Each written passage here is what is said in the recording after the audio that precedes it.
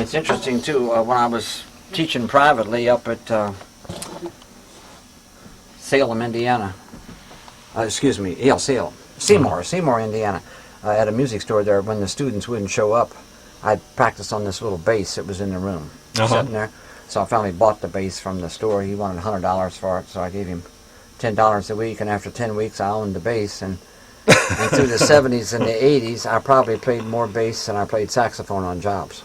Used to work at Stouffer's with George Dawson and Jonathan Higgins, Ted Blondell, up there in the cup and stirrup room upstairs. I loved playing bass. Really? Yep.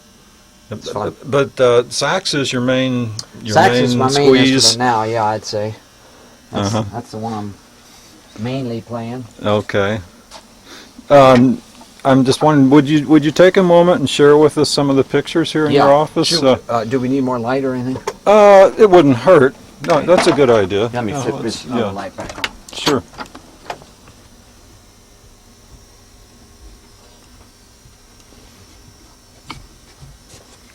I'll move your stool over here just for a second. Oh, that's a great one of George Bush there. Oh, yeah. That's the, you know what, it's the hurricane. Yeah, right. Where will we start?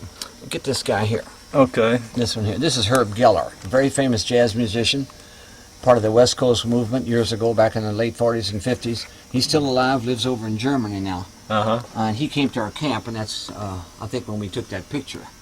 Okay. Here's kind of a neat one here. Clifford Brown was a very famous trumpet player, and this is his son here, Clifford Brown III, and that's me. And then this is Oliver Nelson Jr. He lives in Indianapolis and plays the flute, and his dad was the very famous composer and a saxophone player and arranger. And that's my favorite cat, Mr. Kitty. Mr. Kitty, okay. Died about 4 years ago. Oh, sorry to hear that. Yep. Here's a famous jazz musician, Ira Sullivan. He lives in Miami. And he's got a connection here in Louisville. He came years ago and played at the Shack and different places in Louisville when the Klingman brothers were bringing people in. Here's some guys from our camp. This is Don Braden, tenor saxophone player. He's from Louisville, but he lives in New York now. And he teaches up there and plays, goes around all around the world, actually. And this is Scott Winholt, trumpet player, New York area. And this is Jim Snydero on saxophone, New York area. Jim was at the Jazz Factory just last weekend, as a matter of fact. Oh, cool. Here's Joey DeFrancisco, this one down here. Okay. Yeah, that one there, Joey DeFrancisco. He's an organ player. He was at the Jazz Factory. Hang on a second, I'm going to stop. Sure. Which game? Not the red one. This fellow up here has a determined look on this. Yeah, that's Houston Person, and that's at the Silo. The Jazz Society brought him in. Yeah. Here's Harry Pickens. He plays a lot around town. Okay, I got Harry. This is Jamey. No, that's a friend of mine. That's not me, but it sure looks like me when I was a kid. Yeah, it sure does. Here's Lenny Niehaus. He's a famous guy. He played with Stan Kenton and does a lot of arranging. He wrote the music for the movie Bird, which was the story of Charlie Parker. Here's Joe Chambers, famous jazz drummer. We're getting ready to work on a play-along record of some of his material right now. Oh, great. Great. Here's there's Ray Brown. He died about 3 years ago on the bass. Let's get him here. That was up at Indianapolis. I see. At the Jazz Kitchen. And here's Michael Brecker. And that was on Main Street in Louisville, playing the Iwi musical instrument. That's an unusual. Yeah, he's got a lymphoma or something right now. He's been sick for a year or so.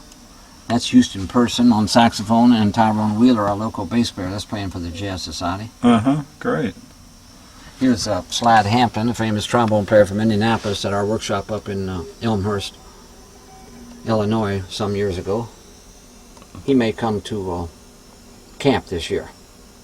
All right. Here's a picture of our group with the addition of Pat Harbison on trumpet here down in Elizabeth, Indiana, playing a school concert. Is jazz innately diverse culturally? I think so. I mean, it seems like you have a lot of different sorts of people here. Oh, yeah. We've got a lot of different sorts of people. My God, there's pictures on the ceiling. Oh, yeah, there's pictures everywhere. That's Kevin Mahogany there, the singer. He was at University of Louisville some years ago. Uh-huh.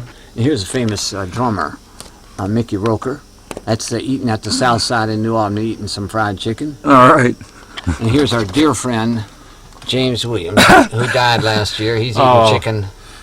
He's enjoying the chicken. He sure is. Actually, he died a year and a half ago, I think. I can't remember. Time moves on. Wow. That's Boogie Martin. He's a local jazzer, that's for sure. He plays down at Sills Lounge. Here's a picture of me playing my favorite instrument, the banjo. That's at school. That was a very impressive banjo performance you did at the... At the Toast? Yeah, that was great. I only know one tune. That was terrific. I only know one tune. Boy, you have a lot going on here. I don't see how you can keep track of everything. Here, you want to definitely take a picture of those basketball players that I play ball with. Oh, yeah. Oh, my gosh. Look at this guy dunking the basketball. He's a foot over the rim. Yeah, now that rim is quite low. Those are our promo shots. Promo shots to make people think that these guys are really good.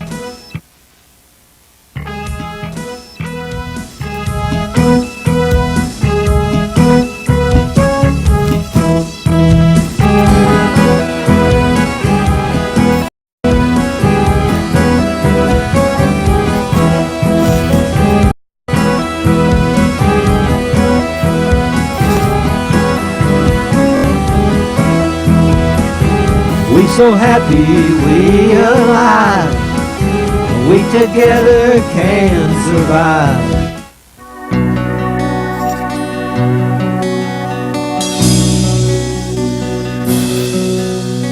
We are just a shell of another self, of another self. Whose priority is to live and learn, yet let it be. But we get trapped in, we're kind of stiff, get kind of thin, so we gaze through the endless fear in our hearts we hear.